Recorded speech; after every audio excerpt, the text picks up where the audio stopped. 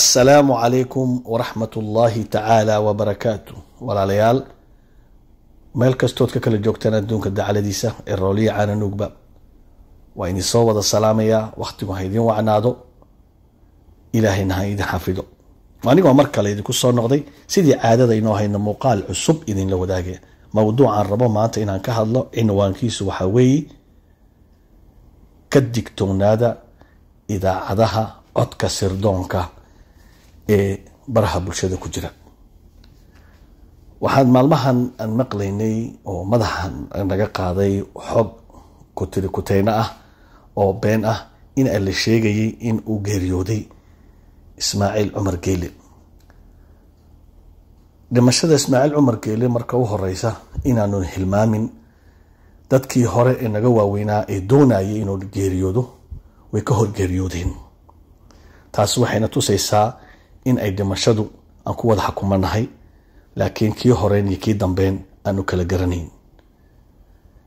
2021 waxaa la dhex marayay intay doorashadu ay bilaamin in am lagu jiray ololaha doorashada madaxtooyada 2020 dhamaadkiisii waxaa la sheegi jiray in uu geeriyoodo sano kale waqti aamusnaana iyo isqarin ah ayuu galay oo sidii mahdiga ayuu isbaabiyay Ismaaciil Cumar Geele. waxaan waa caadadiisa marka uu dhulka laaqo uu wax qaso uu dad isku diro uu balaayo iyo been uu sameeyo ayuu isbaabiya muddo intaasna waxa weey tijaabinayo dadka isagana tusa inuu macallinkii amba uu gacanta ku hayo amba macallinkooda uu yahay uu gacantana ku hayo. maanta way noo cadaatay in idaacadahan dhammaantood ka hadlay dhimashada iyo geerida Ismaaciil Cumar Geele in ay u shaqeeyaan sirdoonka Djibouti kay doona bah noqdaan amba reer Djibouti ha noqdaan amba reer Soomaaliya ha noqdaan. ta kale waxaa jirta oo cadaatay in maanta EOGistigu haddii uu Ismaaciil Cumar Geele geeriyoodo waxaa tabi doona Ismaaciil Cumar Geele dhimashadiisa amba maqnaashiisa kuwan isku sheegaya xaqo dirarka iyo mucaaradka ee idaacadaha wada furtay ee beenta iyo balaayada ka shaqeeya ee codka sirdoonka aanu bixiyayna kuwaasa in badan tabi doona. taasna way cadaato way soo baxday.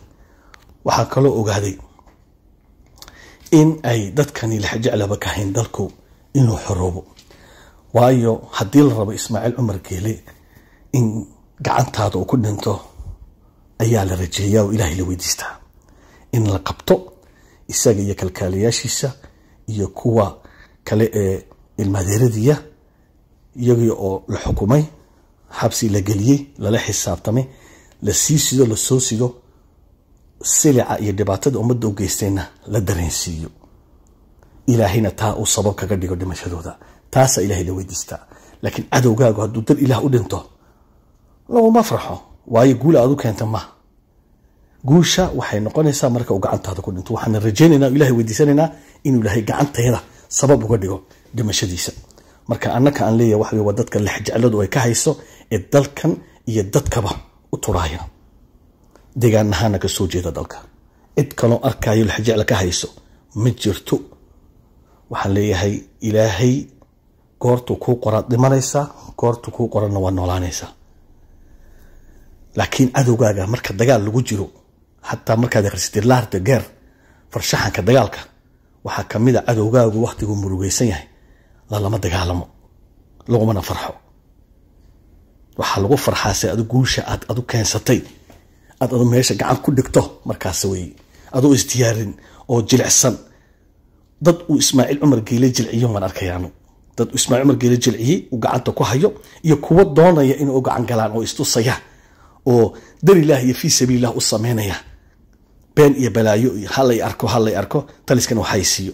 Ismaaciil Cumar Geele waxa uu aaminsan yahay dadkan oo dhani inay lacag u la joogaan inta uu lacagta siinayo haddii ay noqoto EOGist iyo haddii ay noqoto mucaarad iyo xaq dir maxaan ku rahdaa dhalanteeda oo beenala intaasaan kaga bixi. wassalaamu calaykum.